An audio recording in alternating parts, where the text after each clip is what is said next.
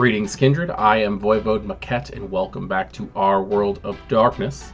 And welcome to another episode of Metaplot Monday. Specifically, we're going to be doing a TLDR today, which I am massively excited about. These are one of my favorite things, because in TLDRs, I get to take topics from the World of Darkness or comments from the community and expound upon them in more than a simple reply can really give.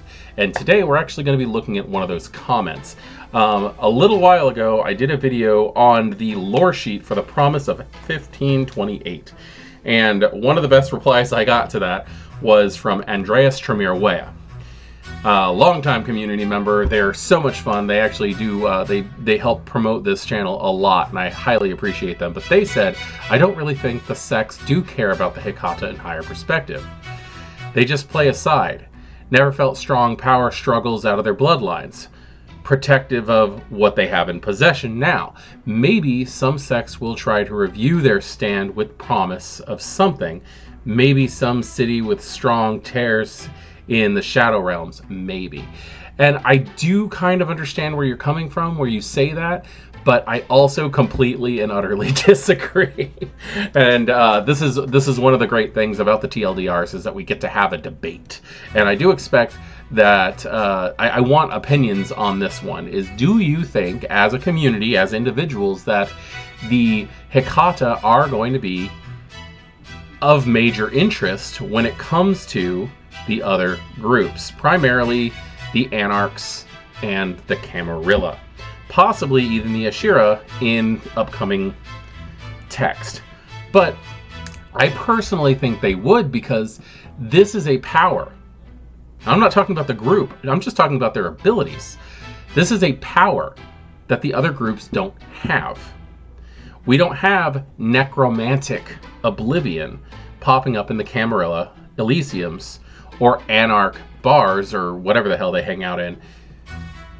We don't have that, and that's something that would make them want it, especially with the building of the Camarilla right now. You gotta look at what the Camarilla has.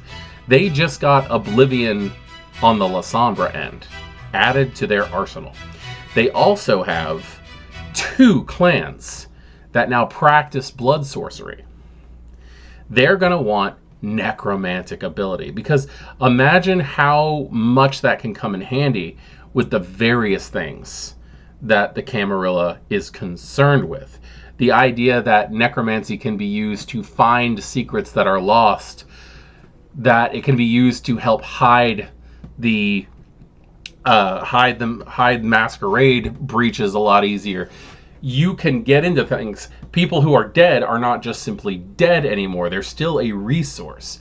The Anarchs are going to feel the exact same way, and they're going to be promoting how much more important it is for the Hecata to join possibly the Anarchs. Now, I don't see the Hecata joining the Anarchs. I really don't see the lack of organization that the Anarchs have as something that the Hecata would want. But the idea that the sects would not be interested in the Hecata at all, or the breaking of the Promise of 1528, is just not something that I could accept. The idea that this power that has agreed to ignore Kindred politics for 500 years no longer has to follow that guideline is just completely beyond me. You have to understand also, there's not many elders left, but the ones that are around may very well remember the days when the Cappadocians were the prime advisors to princes and courts. Look at the relationship between Roger de Camden and Mithras. That was not an uncommon thing. That was something that you would actually see in various courts of the time. And now they've got all these amazing things where, like, the Zemeti are working on the spiritual aspect of the Hecata and trying to make it so that they work with wraiths, not just trying to control them. You've got the lore and ritual specialists of the Piscinobs who are able to accomplish amazing things and also have a lot of Sabbat knowledge due to the fact that they are from an area where the Sabbat used to run rampant.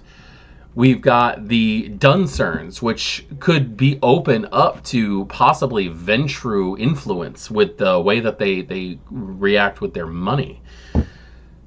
There's so many aspects of the Hecata that could come in handy. And where I really do see them leaning closer to the Camarilla simply for the organizational purposes, I don't see them really wanting to join the Camarilla. And the reason I say that is because they are a sect in and of themselves. Are the other clans, are the other groups going to allow that to maintain its status quo? What it is right now, where the Hecata are just doing their thing. Because, like, I've always been a huge fan of the necromancy drama that happens in World of Darkness. You've got the Cappadocians who turned against themselves effectively because of the Feast of Folly. You've got the bringing in of the Giovanni who eventually overturned the clan, became the hierarchy that they are today. Then you have the Zametti popping up, and also the Harbingers of Skulls popping up to make the independent factions and also the Sabbat a lot more terrifying than they ever were in the past, giving them other things. You've got the intertwining connections with the Black Hand because of the Nagaraja. When I say Black Hand, I actually mean the Manus Nigrum. I mean the Tel Meira, the group that was pulling the strings of the Camarilla and the Sabbat for centuries without anybody knowing before their downfall during the Week of Nightmares.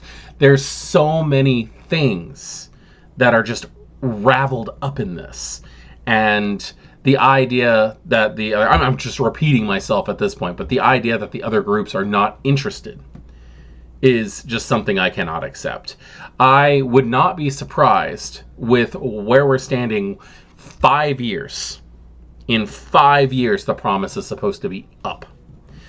So I would not be surprised if already there are elders in the Hecata who are already working, probably Anziani, who are working with the Camarilla to try to figure out if they are going to have a Hecata Justicar and who exactly it is going to be and why.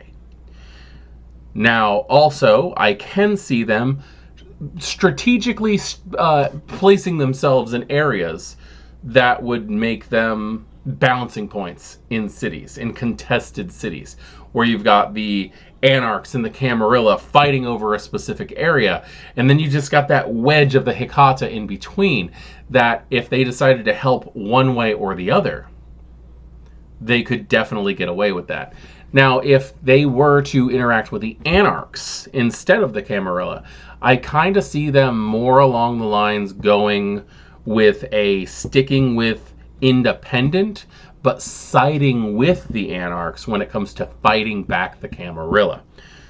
There's so many weird things that are just happening right now.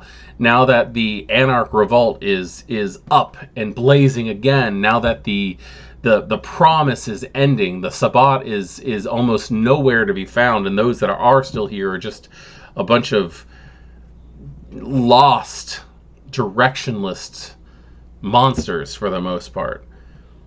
From outside perspective, and I will point that out, outside perspective, I think the Sabbat are a lot more organized than people are actually realizing. I just think that they've had a bit of a regime change. I guess the real big thing is why? Why would they join either side? Could it just be protection? Who knows? We already have like Roger de Camden running around, who's an ancient kindred. He's a 5th gen. Now he's a 5th gen through Diablerie because he performed a ritual and and lowered his generation by 1. But like, he is ancient. He has been around for a long time. Not to mention we have the Capuchin. We have the Baron of the Zametti. The Cappadocians aren't following the same rules as a lot of the other clans. They're not falling victim to the beckoning like the other ones are. So really, they could be a make or break situation, but like, what exactly would their place be if they chose to, say, join the Ivory Tower? Would they be at an advisory capacity again? Would they end up working as archons or sheriffs? Because like their powers, especially what they have now, that was released in Cults of the Blood Gods, and possibly the powers that they're going to be giving us in the player's guide coming up in just a couple weeks. Who knows what they'll be capable of? But the idea that no one's going to be interested in them, that they're just kind of an afterthought, I don't think that's a thing. I think anybody who is a prince or higher in the Camarilla is definitely thinking, what do we do with the Hecata? Because in 5 years, we're going to come to an area where they are either friend or foe. And do you really want necromancers fighting on the sides of the Anarchs? And the Anarchs have got to be thinking the same thing if they're privy to the knowledge that there may be a falling out of the promise in half a decade. I don't know. This is a relatively short video. I understand that. But like, that is the main focus. I want to hear feedback on this topic from you guys. I want to know, where do you think this is going? I saw I saw another comment. Actually, it's like two below this one, from SP, who says, I actually strongly believe that 2028 will be the time of V6. It will be a decade after V5, and at that point, we'll probably have gotten W5, M5, and probably another game, which I imagine as a one-size-fits-all game for all many or less popular supernaturals. V6 at 2028 would be a good opportunity to shake Kindred society up again. I see a brief war of the sects, followed by a new world order. We might end up with a situation more similar to Vampire the Requiem, with a general agreement about the status quo and different groups with different interests that scheme for power and trade services they are good in. Or it actually goes in the opposite direction, and Montano finally admits that he has replaced the inner circle and declares himself Emperor of the Camarilla. But that is probably just me. And as imaginative as that is, there's so many things that I just hope you are completely wrong with, SP. Seriously. I like V5. I really don't want to see a V6 come around anytime soon. I would like to see the story that we have with V5 continue to grow. I would like to see possibly some more errata, and I guess that could be considered a V6 at that point, but I would really like to see this 5th edition of World of Darkness continue to grow and flourish, and if anything changes, then I don't know.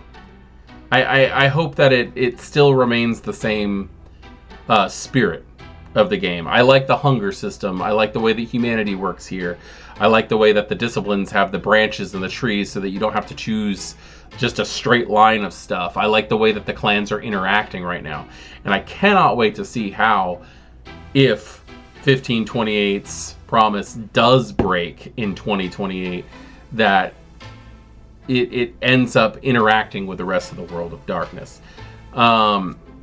But the idea of an entire new system is not something that I'm really ready to see, and I really hope that we just build off of what we have and not the other way around. So, yeah, I guess that's two huge topics that I guess we're covering today. Is A, do we see the Hecata joining the Camarilla or siding with the Anarchs? I really seriously doubt them joining the Anarchs will ever be a thing. I just don't see that. But I do see them working with the Anarchs to help fight back the Ivory Tower if need be. And then also the other one is, do we think that in 5 years that the promise of 1528 is going to be the break that causes us to get possibly Vampire the Masquerade 6th edition. That's a lot to think about. And I look forward to hearing from all of you about that. I am Voivode Maquette. Thank you for joining me with this Metaplot Monday and this TLDR. And I will be back with you next time with more videos as soon as I can be. Have a good evening. Goodbye.